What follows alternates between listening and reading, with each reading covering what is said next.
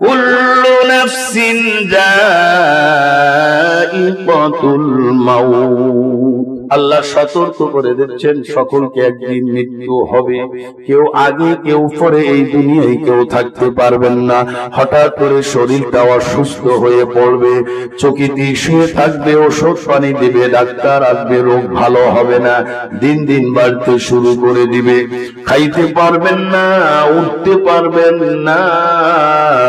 ওই দেখেন খেয়াল করে কত মানুষে খানা খাদ্য নিয়ে আসে কিন্তু খাইতেও পারবেন না।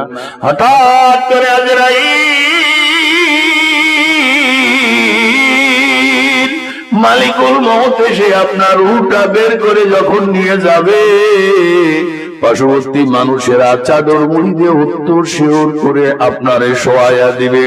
মাইকি মাইকি এলান হয়ে যাবে, টেলিফোনে আপনার ছেলে সন্তান সহ আত্মীয় স্বজনের খবর দেওয়া শুরু হবে। সকলে আসবে, পাগলের মতন আসে, আপনার চাদর খানা উঁচু করিয়া পাশে দাঁড়াইয়া ছেলে কানবে, আব্বা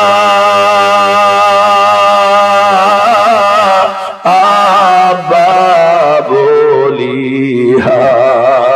এ মা বোনেরা, মেয়ে কানবে মা বলিয়া, জবাব দিতে আর পারবেন না। ওই দেখেন সকলে কান্নার রুল পড়ে গেল। এখন আপনারে গোসল করাইয়া, কাফনে কাপড় পরিধান করাইয়া, এখন দেখেন খেয়াল করিয়া আপনারে কাপড়ের কাপড় পরাইয়া, মাথায় মোড়া, পায়ে মোড়া, মাথায় বান্ধল লাগাইয়া মাওলার দরবারের আসামি করে ফেললো। সব পাগলামি বন্ধ হয়ে গেল।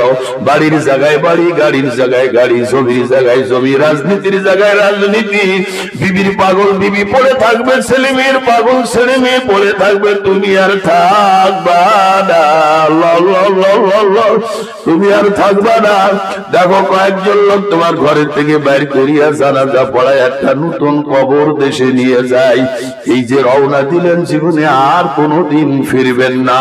আজকে যদি আপনার মৃত্যু হয়ে যায়, বিবি পড়ে থাকবে চোখের মধ্যে, তুমি থাকবা না।